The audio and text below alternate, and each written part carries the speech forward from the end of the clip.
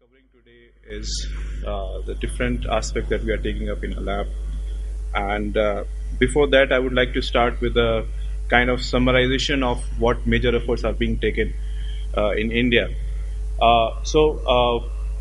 are several programs which are going on, but these are the major ones where consolidation and characterization of the rice germplasm is being done with a view to develop a core germplasm that characterizes all the variability present in Indian rice germplasm. This would be followed by the molecular characterization of the core. Then there are some tilling exercises, including several institutes, analysis of regulatory regions, characterization of the promoters for flower and seed development stages, then comparative genomics and database development. Now, these two aspects are some which our lab is involved directly, and we're discussing some of the aspects in both of these topics. As an effort of outcome of these efforts, several publications have come up. These are a list of few of them, concentrating on the annotation of several plant gene families. Latest one being the characterization of the mediator complexes in several plants, including rice. Other studies have been doing pyramiding and for some very important biotic stress traits. Now, one of the things that we have started with a view to develop and enrich annotation in rice is to take up comparative genomics. The idea, our group is interested in drought. So drought and small RNA. So what we are trying to do is that we are taking up two contrasting varieties, sensitive and a tolerant one, and attempting to do a comparative analysis throughout several dimensions, including genome sequencing, epigenetic modifications, including both DNA methylation and histone modifications, as well as transcript profiling, including both protein coding genes as well as microRNA genes. And the idea is to get to the molecular nature of genetic variations, which is there in the different cultivars in rice, and whether a big question that we are trying to ask, does epigenome status of rice define its capacity to tolerate drought conditions? So I will be discussing in details the data that we have on microRNA genes. This is how we administer stress under field conditions. This is the tolerant variety, this is the sensitive variety, and then at the molecular level we assess whether the plants have experienced stress at a molecular level. And then we generate a small RNA data libraries from this. This is a summarization of data about 9 libraries that are there. The gist of this data is that we can generate, based on this small RNA data, we can generate the heat map, the expression profile throughout all the known microRNAs known in rice. And when we compare the data, we find that in the tolerant variety, the level of change in the gene expression is much higher than what is there in the sensitive variety. These two are, this is the spikelet and the flag leaf of the tolerant variety. You can see that from the control there's a huge variation. So the tolerant variety, there's a big change in the microRNA population, the expression of the microRNA population. We take this data and then try to figure out if we are able to find some tissue-specific expression of microRNA genes. And very nice data where we can see that some of the genes which are specifically getting upregulated in the spikelet of both the varieties. There are a few microRNA which are kind of specific to tolerant variety in flag leaf as well as in spikelet. So this gives a very good data how the dynamics of the microRNA are changing, expression profiles are changing. Then we get on to figure out how these microRNA profiles are changing in response to drought conditions. And we check these two varieties. This is for the tolerant and this is for the sensitive variety. And you can see from the different tissue that there are some microRNAs which behave totally opposite in the flag leaf as compared to the spikelet when drought is administered to the plant. And similarly, you can figure out these molecules also where they are behaving in the same manner. They are getting upregulated in both the spikelet and vice versa also.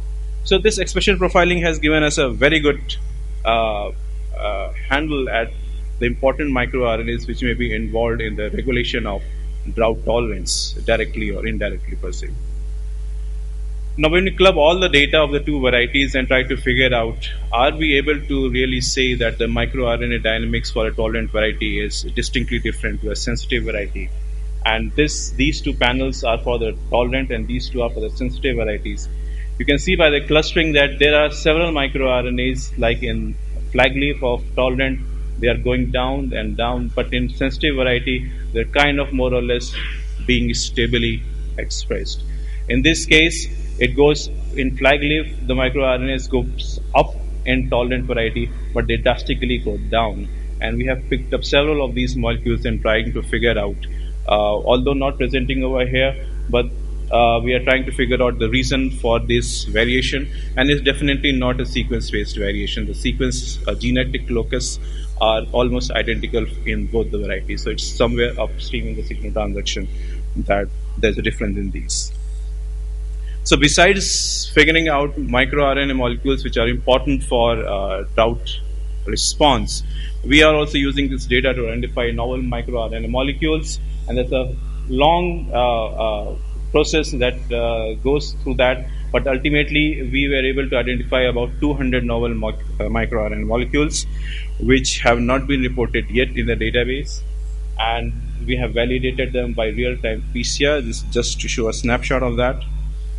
And when we do the expression profiling of these novel microRNA molecules, we do find that there are some very good nice molecules which show varietal response, varietal drought response. Like these molecules, they are going up in the flag leaf of the tolerant, but they are going down in the flag leaf of PP1. And that's a huge amount of data that is over there.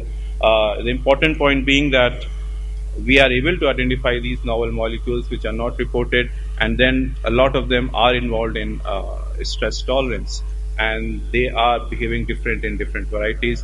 We are extending this analysis to other varieties also to figure out whether they are really connected to drought tolerance or not.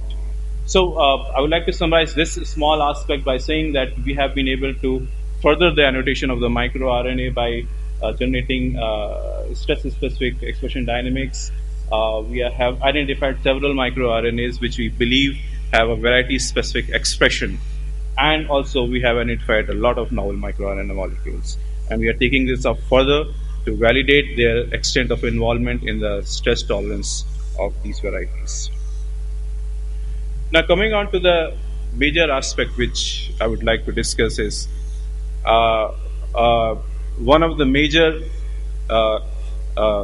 points in developing an annotation is to integrate the data which is getting generated from getting generated throughout the world. Now, we have taken a slightly different approach, and I would like to discuss that and would like to take criticism also on that. We are trying to have a semantic integration of the experimental data. Now, what does this basically mean? Now, there is no, this audience is very well aware of the fact that integration and the curation of a data is a very important thing. And one of the most important thing is that the curation should not restrict to a particular gene family. It has to be across entire proteome known for the rice. So a person working on a particular gene family has a very has the capacity to move into a next domain in a very fast manner. So we need a Google for rice, and it is as simple as that. Now the point is, what are we trying to do? If we see at that flow of data in natural way of its flow, the data from the wet lab mostly goes into as a publication, as journals, as PDF articles. Some of it goes directly to databases, but a lot of it, this is something that is a very precious data, I would say. It's beautifully validated data. Now, the process of curation takes the data from these journals and articles and moves it to the database. Now, most of the time what is happening is that during the process of curation, the information that is going to the databases are the interpretation put up in the journal, rather than the actual data itself. Now that creates certain bit of problem because that hinders the integration of data and also interpretation. So what we are trying to address over here is that we would like to take the experimental data directly to the database and not just the interpretations. So these are two major points that we are trying to address over here. That the experimental data, which is mostly in form of images, graphs, that we are converting into an RDBMS compatible format, which will make it very easy to scan through thousands of paper in a matter of seconds. Another important aspect that we are addressing is the process of curation itself is very slow. I mean, since the rice genome had come out, we are having at least 1,000, 1,500 articles per year. And the process of curation, getting all that information into the databases is definitely very, very time taking, and we may not be even able to do it for the entire thing. So what we propose to do is to develop portals, to develop data models where the research lab themselves, they are able to organize their data into a format which is compatible to be taken up both by the database as well as the journal. Now that means that we make available to the researcher data models where they can design their experiments and organize the experimental data so that it is good for publication as well as to be taken up in the database. When we look at the publication and we try to figure out how can we do that, we find two distinct things which are there in a publication. One are the assumptions. A lot of words are given to assumptions and interpretations, which are basically thought and may not be entirely substantiated by the experimental data. And then obviously this is the data that is supported by the experimental work which is there. In experimental work also, even if we talk about simple thing like gene expression, there are several different techniques available, and all techniques have a different level of acceptance or penetrance or specificity or confidence in them. So when we curate it, a particular article, we have to encode this information also, that what is the source, what was the nature of the experimental work.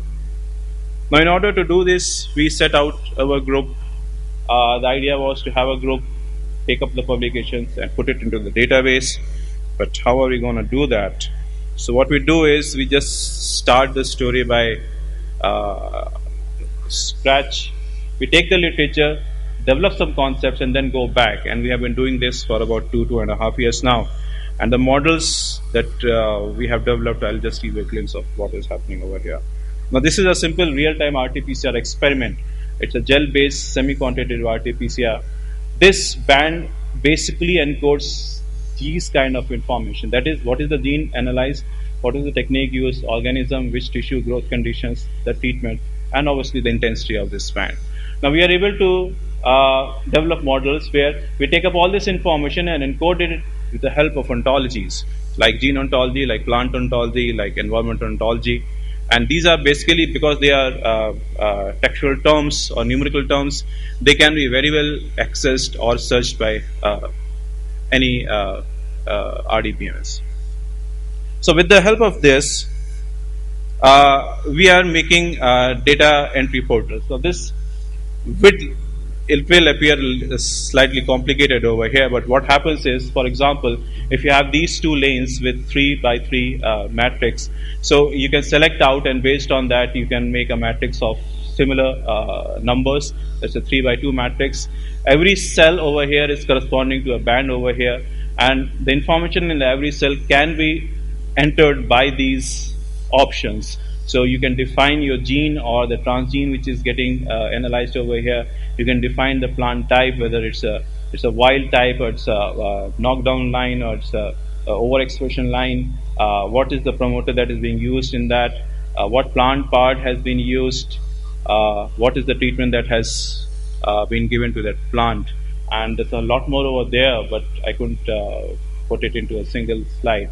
But anyhow, we are able to define all the characteristics of this band with the help of predefined ontologies and some ontologies that we are also developing ourselves, and then store it into the database. Now, we can even, there are a lot of studies based on truncated proteins and truncated promoter or promoter deletion regions. So we have designed portals for that, where we can We give a truncation ID. You can select a type of protein or a gene or a promoter that you are studying about, and then you can input a lot of information about it, the coordinates of the truncation, as well as what if any domains are present over there. So basically, if it's a truncated protein, we need to give a second ID to that. That's a truncation ID. Let us say if there are 3 truncation, we give 3 different IDs, and each one is defined by these parameters. And then again we go back and encode that. And this is how the data looks like now. This is one of the papers curated by a curator. This is the concerned LOC which was studied in this publication. All the figures which are over there have been converted into RDBMS compatible format. You click one of them and this is how the data comes up. This is row 7 C1, so you can correlate it with that matrix, that this is that band, and the name, the organism, the cultivar, the plant part, and the nutrient regime, if whatever it was. And based on this, the database again automatically interprets what the data was. And again, because this is numerical in nature, so you can search all the figures in a very rapid manner. Another option of view, this kind of a summarization table for whatever is there in the table. These are the protein coding. These are protein IDs for the rice. Their descriptions. These are the related publications as well as the linked proteins. Now, this linked protein may be something which is physically interacting with this protein, or it could be an upstream transcription factor, because that kind of a data will come from expression analysis. This is the information about all the plant parts where these 2 proteins have been studied, and you can have a lot of information. Every plant part, every treatment, every trait that has been associated, every geoterm that has been associated with this particular protein.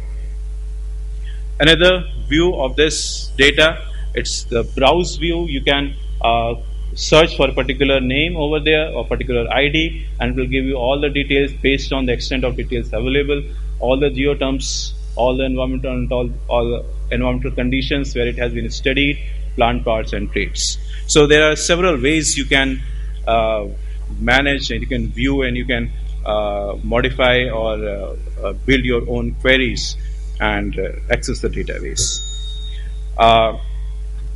Okay. This is another making up interaction. Now, this is in concept. We haven't just implemented it.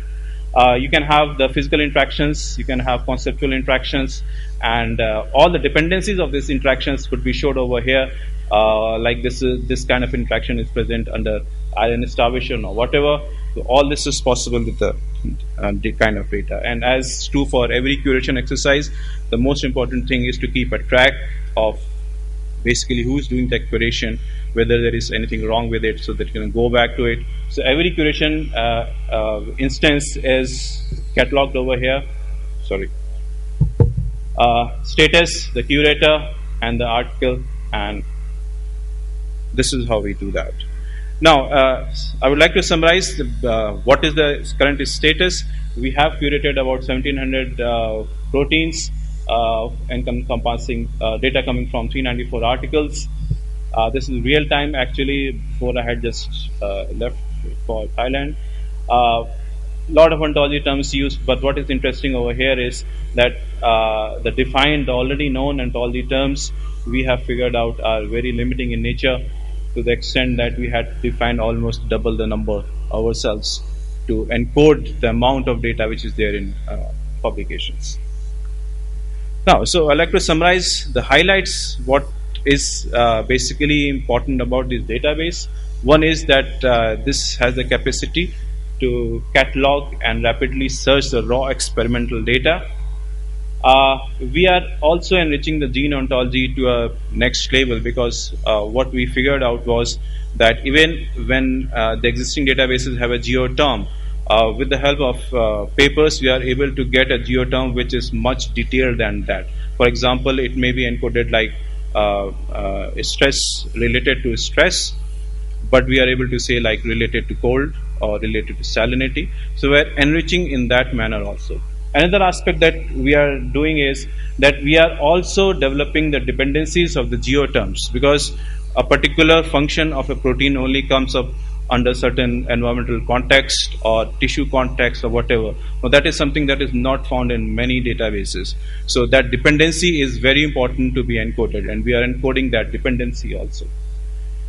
Now, with the help of this approach that we have taken and the enrichment of this gene ontology, we believe that we would be able to enrich these ontologies to the extent that the real time a person working totally on a wet lab would be able to use these ontology terms right there when publishing, because they would get enriched and they would find terms that are suitable to them. Then these models or these concepts are not restricted to rice. They are fundamental models, and they can be used for other crops also. But because the fundamental thing is same, you can have a very good tool to have a comparative genomics in different crops also, because they will all fall in the same context. And this definitely will help drive future experimental research, because you would be able to identify many likenesses. Last slide, the challenges. The ontologies are extremely limiting in nature, and we are trying to enrich them. We need to also change the nature in which the terms are defined. They need to be multidimensional, because now we are getting laser dissected tissues and so on and so forth. Automated interpretation of the data, it's like genome assembly. The smaller you break the data, the difficult is going to get it back. So sometimes what happens is, when we take the raw data and automatically interpret it, it interprets something different than what the author has said. So we need to do that exercise also, and that's a very good aspect that we had come up. Then data exchange formats. This is something that we have to develop so that we are able to, individual labs are able to do this on their own ends, and the exchange can be put up in a simple XML format, which we still have to define, but that is something in the future. And obviously, the foremost thing is to involve communities, involve lab into this kind of a structure, data management. This is the group working on the database curation and the microRNA studies, and we have a very strong support from Professor Akhilesh Tyagi, and obviously we have funding from Department of Biotechnology. So with this, I would like to thank, and we'll take any questions.